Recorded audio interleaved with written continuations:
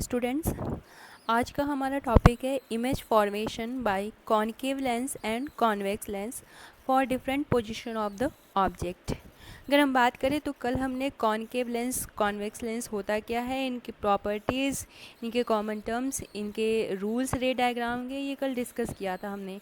और आपको बताया था मैंने कि हमने कॉनकेव लेंस में और कॉन्वेक्स लेंस में पढ़ना है मिरर की तरह ही होगा सब कुछ, लेकिन पलट देना है। कॉनकेव मिरर कन्वर्जिंग मिरर था, यहाँ पर कॉन्वेक्स लेंस जो है कन्वर्जिंग मिरर है, कन्वर्जिंग लेंस है। फिर हमने कॉन्वेक्स मिरर को पढ़ा था डाइवर्जिंग मिरर, यहाँ पर हम कॉनकेव लेंस को पढ़ेंगे डाइवर्जिंग लेंस। तो आपस में प्रॉपर्टीज़ को पलट देना, जो हमने वहाँ कॉनकेव में पढ़ा था वो हमें यहाँ कॉन्वेक्स में पढ़ना है, जो हमने वहाँ कॉन्वेक्स में पढ़ा था वो हमें यहाँ पर कॉनकेव में पढ़ना है। इतनी बात अगर आप समझ गए तो ये वीडियो आपके लिए चुटकियों का काम है। स्टार्ट करते हैं। आपको लगेगा कि अरे हाँ ये सब हम पढ़ चुके हैं, बस हमने सारी प्रॉपर्टीज़ आपस में पलट दी हैं लेंस के केस में। रिकॉल करा दूं आप लोगों को बच्चों, आपको बताया था इरेक्ट इमेज के लिए अगर अपराइट जो है स्ट्रेट एरो होता है तो इरेक्ट इमेज के लिए होता है, और इन्वर्टेड के लिए एरो जो होता है वो इन्वर्टेड होता है, अपोजिट साइड में होता है, तो वो इन्वर्टेड इमेज को शो करता है। सबसे पहले रे diagram for concave lens, concave lens के लिए रे डायग्राम देखते हैं। तो इसके लिए एक टेबल आपके एनसीईआरटी टेक्स्ट बुक में बनी हुई है, आप यहाँ से भी रिफ़र कर सकते हैं। अगर आप के पास एनसीईआरटी बुक नहीं है तो वीडियो से भी आप देख करके बना सकते हैं। तो ये जो है आपको इसमें position of the object, position of the image, relative size of the image and nature of the image show किया गया है। ये कॉनकेव लेंस के दो रे डायग्राम है जिसमें दो डिफरेंट पोजीशन पर ऑब्जेक्ट रखे होंगे और उनके रिस्पेक्ट में हमें इमेज की पोजीशन, उसका नेचर, उसका साइज बताना है। अगर आपको याद होगा तो आपने ये सब चीज़ें कॉन्वेक्स मिरर में पढ़ा था। कॉन्वेक्स मिरर के केस में आपने दो प्रॉपर्टीज़ पढ़ी थी, यहाँ पर हम यही चीज़ें कॉनकेव लेंस में पढ़ेंगे। तो आपके एनसीईआरटी के पेज 179 का टेबल 10.5 है ये बच्चों, आपको मिल जाएगा। उसमें जो है दिया हुआ है, आपको आसानी से देख सकते हैं आप। तो स्टार्ट करते हैं दोनों केसेस को। सबसे पहला केस तो ये देख लीजिए, ये आपका कॉनकेव लेंस है जो कि डाइवर्जिंग नेचर का होता है। डाइवर्जिंग मतलब कि रेस को ये फैला देता है। कहते हैं ना रोड जो है वो डाइवर्ज हो रही है, मतलब रोड फैल रही है, स्प्रेड हो रही है अलग अलग डायरेक्शन में। वहीं पर तो यहाँ पर पहला केस है बच्चों, when object at infinity, object जो है वो इन्फिनिटी पर है। तो इन्फिनिटी मतलब कहीं बहुत दूर से आ रहा है, जिसे हम देख नहीं सकते हैं उसकी पोजीशन को, पर कहीं अनंत पे कोई ऑब्जेक्ट रखा होगा, लाइक सनलाइट की अगर बात करें तो वहाँ से, तो कहीं पे ऑब्जेक्ट इन्फिनिटी पे रखा है, इसीलिए यहाँ पे ऑब्जेक्ट की पोजीशन नहीं दिखाई गई क्योंकि कहीं इन्फिनिटी पर है, अनंत में। तो वहाँ से है। अब लाइट रे आ रही है तो पहली लाइट रे जो है पैरेलल होगी प्रिंसिपल एक्सिस के, ठीक, पहली लाइट रे पैरेलल है प्रिंसिपल एक्सिस के। और ये चूँकि डाइवर्जिंग लेंस होता है कॉनकेव लेंस, तो क्या होगा, रे स्प्रेड हो जाएगी, डाइवर्ज हो जाएगी एक डायरेक्शन में। दूसरी रे आएगी पैरेलल टू प्रिंसिपल एक्सिस, ये हमारा प्रिंसिपल एक्सिस है, तो दूसरी रे आएगी, ये भी डाइवर्ज हो जाएगी। क्यों? क्योंकि ये कॉन्वेक्स लेंस है और ये डाइवर्जिंग की प्रोसेस हो करता है। अब हम देखेंगे कि कहीं तो ये रे हमें अपीयर होंगी मिल रही हैं, तो अपीयर के लिए हम डॉटेड लाइन जहाँ से ये बेंड हुई थी वहीं से हम स्टार्ट करेंगे। और कहाँ पर मिल रही हैं? एफ़ पर बन रही है। बच्चों अगर रे कहीं पर भी मिल नहीं रही हो तो आपको वहाँ से मिलाना कहाँ से है? बच्चे इस बात में डाउट करते हैं कि हम कहाँ से इसको स्टार्ट करें, अपीयर अगर हो भी रही है तो डॉटेड लाइन हम कहाँ से ड्रॉ करें? तो जहाँ पर रे बेंड होती है, ये यहाँ पर बेंड हो रही है इस पोजीशन पर, तो जहाँ से बेंड होती है हम वहीं से डॉटेड लाइन ड्रॉ करना स्टार्ट करते हैं। और ये कहाँ पे मिल रही है? F1 पर, मतलब एट F पर, प्रिंसिपल फोकस पे मिल रही है। और कैसी है? हाईली डिमिनिस्ड है, ठीक। तो अपीयर हो रही है कि मिल रही है, इसीलिए virtual and erect. Highly diminished है, पॉइंट साइज्ड है, बहुत छोटी है, और कहाँ मिल रही है, F1 पर, principal focus, first principal focus पे मिल रही है। तो इस तरीके से ये पहला केस था। दूसरे केस की अगर बात करें बच्चों, तो अगर ऑब्जेक्ट जो है आपका वो ऑप्टिकल सेंटर और इन्फिनिटी के बीच में है, तो ऑप्टिकल सेंटर ये है हमारा और इन्फिनिटी कहीं होगा बहुत दूर बियॉन्ड सी के, तो हमने इसके बीच में हमने ऑब्जेक्ट ये रख दिया, ठीक, इन्फिनिटी और ओ के बीच में अभी हमारा ऑब्जेक्ट रखा हुआ है। इस केस में क्या होगा, पहली रे जो है वो पैरेलल जाएगी, प्रिंसिपल एक्सिस के पैरेलल जा रही है, और चूंकि ये डाइवर्जिंग लेंस है इसीलिए क्या हो जाएगा, ये डाइवर्ज हो जाएगी अलग डायरेक्शन में। फिर दूसरी रे आएगी, ओ से जाएगी, और आपको मालूम है कि ओ से जाने वाली रे कैसी होती है, अनडेविएटेड होती है, विदाउट शोइंग एनी डेविएशन। तो ये ओ से ही पास हो जाएगी, ओ से ही पास हो जाएगी। पहली रे जो आपकी थी वो प्रिंसिपल एक्सिस से गई थी, कॉनकेव लेंस आपका डाइवर्जिंग लेंस होता है इसलिए रे डाइवर्ज हो जाएगी। फिर से मैंने कहा जहाँ ये दोनों रे बेंड हुई हैं वहीं से हम अपीयर करेंगे कि ये मिल रही हैं, तो जहाँ भी दोनों का बेंडिंग था वहाँ से हम रे को थोड़ा सा आगे की तरफ डॉटेड लाइन से बढ़ाएंगे, और ये रे आपस में मिल रही हैं। वो पॉइंट कौन सा है, वो बिटवीन ओ एंड एफ है पॉइंट, जहाँ पर ये रे मिल रही हैं, और वहीं पर इमेज का फॉर्मेशन होगा। क्योंकि आप लोग को बताया है कि इमेज का फॉर्मेशन वहीं होता है जहाँ पर दो या दो से ज़्यादा रे आकर के मिलती हैं। तो इमेज जो है अपीयर हुई है कि बन रही है कहीं पर, इसीलिए कैसी होगी, वर्चुअल एंड इरेक्ट होगी। कहाँ है, between F and O, between principal focus and optical centre. और अगर ऑब्जेक्ट की कंपैरिजन में देखें तो इमेज का साइज बहुत ही छोटा है, इसीलिए डिमिनिश्ड या स्मॉल साइज कहेंगे, ठीक। तो ये दो केसेस थे कॉनकेव लेंस के। बिल्कुल ऐसा ही सिमिलर केस आपने कॉन्वेक्स मिरर में पढ़ा था, ठीक। अब स्टार्ट करते हैं रे डायग्राम फॉर कॉन्वेक्स लेंस। तो रे डायग्राम फॉर कॉन्वेक्स लेंस जो होता है बच्चों वो कन्वर्जिंग नेचर का होता है, वो रेस को कन्वर्ज करता है, कलेक्ट करता है एक जगह पर, ठीक। तो ऐसी प्रॉपर्टी मिरर में आपने किसकी पढ़ी थी, मिरर में आपने पढ़ी थी कॉनकेव मिरर की। तो कॉनकेव मिरर की जितनी भी प्रॉपर्टीज़ एंड रे डायग्राम होंगे वो कॉन्वेक्स लेंस में आ जाएंगे। कर दिया ना हमने उल्टा, यही बात बता रहे थे। अगर आपने सिर्फ एक छोटी सी बात को याद रखा कि जो कुछ भी हमने मिरर में पढ़ा था कॉनकेव एंड कॉन्वेक्स में, उसको बस आपस में एक्सचेंज कर देना है, वही सारी प्रॉपर्टीज़ लेंस में हो जाएंगी। तो आपको कुछ भी नया याद करने की ज़रूरत नहीं है। स्टार्ट करते हैं। यहाँ पर टेबल है, टेबल जो है आपको मिल जाएगा बच्चों आपके एनसीईआरटी के बुक में पेज नंबर 178 पर टेबल 10.4 है, उसमें ये टेबल मिल जाएगा, उससे आप इसको ड्रॉ कर सकते हैं और तैयार कर सकते हैं। बस टेबल तैयार कीजिए, रे डायग्राम अपने आप से बन जाएगा, क्योंकि आपको रूल्स मालूम हैं कि ओ से जाने वाली रे किस तरीके से पास होगी, या एफ से जाने वाली, या पैरेलल टू प्रिंसिपल एक्सिस जाने वाली। तो यहाँ पर 6 केसेस हैं, 6 केसेस को वन बाय वन डिस्कस करते हैं। पहला case when object at infinity, जब ऑब्जेक्ट इन्फिनिटी पर होगा। अब इन्फिनिटी पर ऑब्जेक्ट है इसलिए ऑब्जेक्ट पोजीशन दिखाई नहीं गई है यहाँ पर, क्योंकि कहीं अनंत में है ऑब्जेक्ट हमारा। इस केस में क्या होगा, आपको बता दिया है कि ये कॉन्वेक्स लेंस है, और कॉन्वेक्स लेंस जो है वो कन्वर्जिंग प्रॉपर्टी शो करता है। कन्वर्जिंग मतलब रेज को आपस में कलेक्ट करता है एक जगह पर।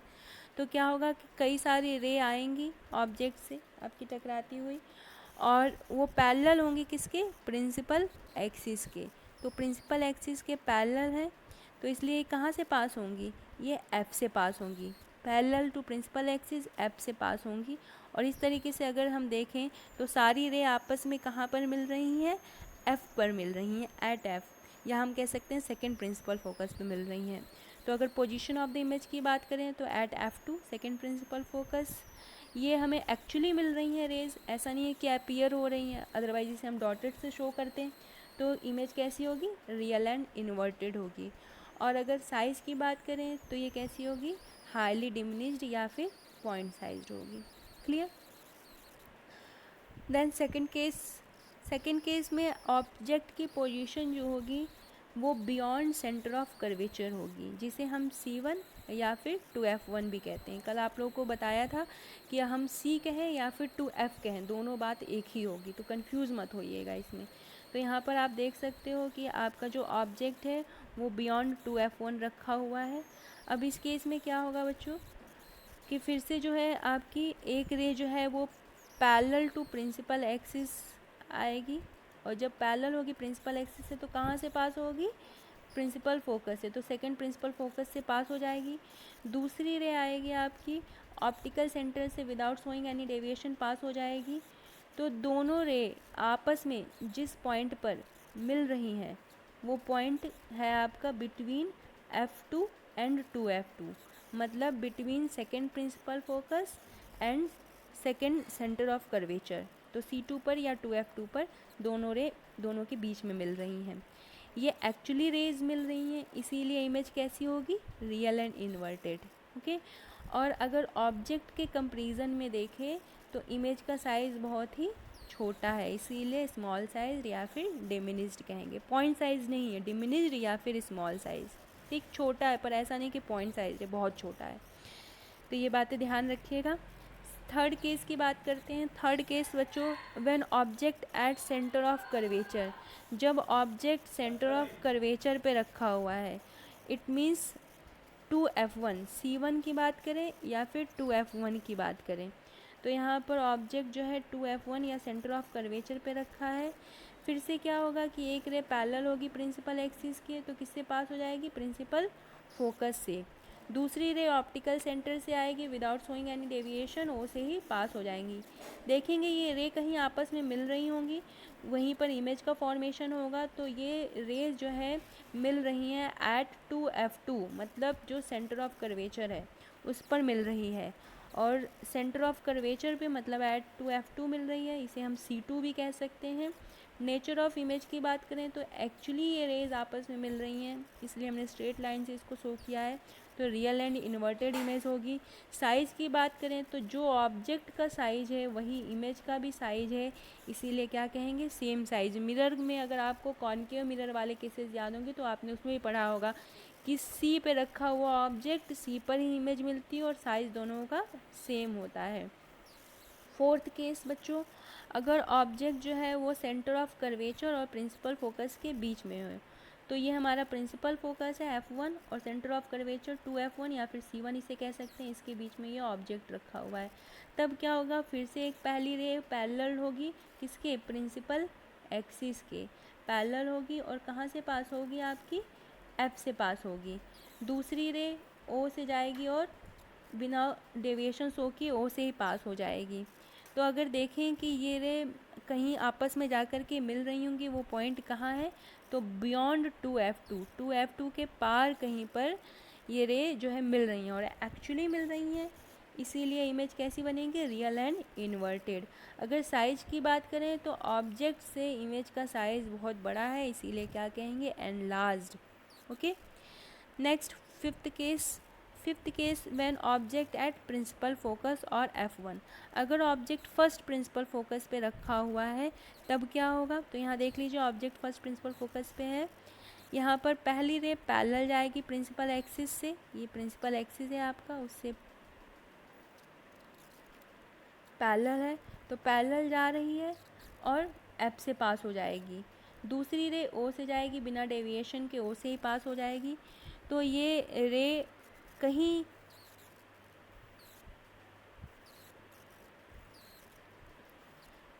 इन्फिनिटी पर जा कर के ये रे जो है आपस में कहीं इन्फिनिटी पर जा कर के मिली होंगी, तो इन्फिनिटी पे मिली होंगी, इसीलिए पोजीशन ऑफ इमेज क्या है, एट इन्फिनिटी।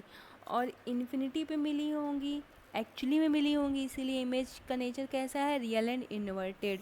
और इन्फिनिटी पे मिलने के कारण वो ऑब्जेक्ट के साइज से बहुत बड़ा होगा, इसीलिए हाईली एनलार्ज्ड। क्लियर।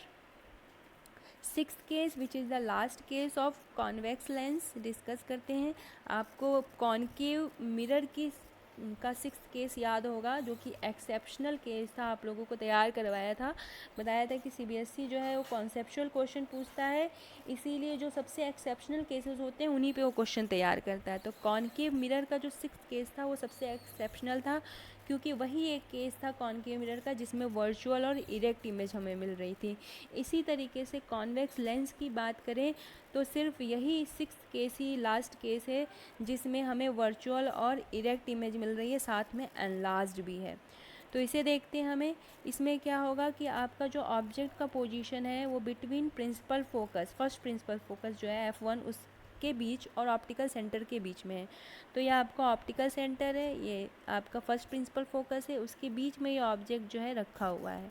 इस केस में होगा क्या कि फिर से कोई रे होगी, वो पैरेलल होगी किसके, प्रिंसिपल एक्सिस के, वो पास होगी कहाँ से, फिर आपका सेकंड प्रिंसिपल फोकस से। दूसरी रे आएगी और बिना किसी डेविएशन के ओ से पास हो जाएगी। तो हम क्या करेंगे कि ये रे हम देखेंगे कि कहीं ना कहीं आपस में मिल रही होंगी, तभी तो इमेज का फॉर्मेशन होगा। तो इसके लिए हम डॉटेड लाइन से ड्रॉ करेंगे। क्यों? क्योंकि ऐसा हमें अपीयर हो रहा है कि ये रे कहीं आपस में मिल रही हैं, और जिस पॉइंट पर ये रे मिल रही हैं वो पॉइंट कहाँ है, बियॉन्ड टू F1 या बियॉन्ड C1। तो सेंटर ऑफ कर्वेचर के पार कहीं पर ये रेज आपस में मिल रही हैं, वहीं इमेज का फॉर्मेशन होगा। तो पोजीशन ऑफ इमेज कहें तो बियॉन्ड टू F1 और C1।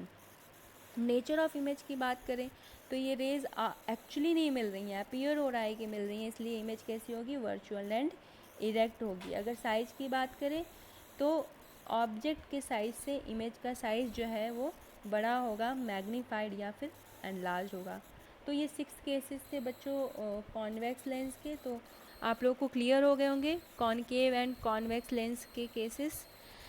टेबल तैयार कर लीजिए, और टेबल से रे डायग्राम ड्रॉ करना बहुत ही आसान है अगर आपने रूल्स तैयार किए हैं। तो आपको ये समझने के लिए मेरे प्रीवियस वीडियो को देखना ज़रूरी है, तभी आपको ये डायग्राम बहुत आसान लगेंगे। आपने पिछले वीडियोस को नहीं देखा होगा तो आपको समझ में नहीं आएगा और ये कॉम्प्लिकेटेड लगेगा, जबकि इसमें कोई भी कॉम्प्लिकेशंस नहीं है, बहुत ही इजी चैप्टर है। सबसे ज़्यादा स्कोरिंग चैप्टर है लाइट आपका, अगर फिजिक्स पोर्शन की बात करें तो। बस कुछ चीज़ों को तैयार कर लो, उन्हीं को आपस में पलट दो। मिरर के सारे केसेस लेंस में हो जाते हैं, बस पलट दो प्रॉपर्टीज़ को। जो लेंस जो कॉनकेव मिरर में पढ़ा था उसे कॉन्वेक्स लेंस में कर दो, जो कॉन्वेक्स मिरर में पढ़ा था उसे कॉनकेव लेंस में कर दो। बार बार ये बात दोहरा रही हूँ, आप अगर एक एक मेरी बात को सुनते हैं तो आप साइंस में जो है 95 एवब जो है अचीव कर सकते हैं।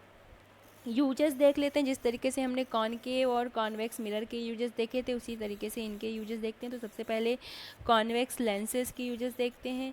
ये स्पेक्टिकल्स में यूज़ होते हैं आपके कॉन्वेक्स लेंसेज। हाइपरमेट्रोपिया या लॉन्ग साइडनेस की जो डिफेक्ट होती है उसको 8th क्लास में आपने पढ़ा था, 10th क्लास में भी पढ़ोगे इसे। देन सिंपल कैमरा में भी आपके यूज होते हैं कॉन्वेक्स लेंस, मैग्नीफाइंग ग्लास में भी यूज होते हैं, माइक्रोस्कोप, टेलीस्कोप, फिल्म प्रोजेक्टर्स में भी यूज होते हैं। इनफैक्ट जो नेचर ने हमें आई दी है, जो ह्यूमन आई होता है, उसमें भी जो लेंस होता है वो कॉन्वेक्स लेंस ही होता है। हम जो लेंस बनाते हैं इस तरीके से, इसे हम कॉन्वेक्स लेंस कहें या बाई कॉन्वेक्स लेंस कहें या डबल कॉन्वेक्स लेंस कहें, बात एक ही है, क्योंकि दोनों तरफ से एक ऐसा है। कॉन्वेक्स कल बताया था आपको। इसी तरीके से कॉनकेव लेंस की बात करें तो अब हम इस तरीके से बनाते हैं कॉन्वेक्स लेंस, तो इसे डबल कॉनकेव लेंस कहें। सॉरी, हम इस तरीके से हमने कॉनकेव लेंस बनाया था, तो हम इसे कॉनकेव लेंस कहें या डबल कॉनकेव लेंस कहें या बाई कॉनकेव लेंस कहें, बात एक ही है, क्योंकि दोनों तरफ से एक ऐसा है कॉनकेव है, इसलिए बाई या डबल या सिंपल कॉनकेव लेंस।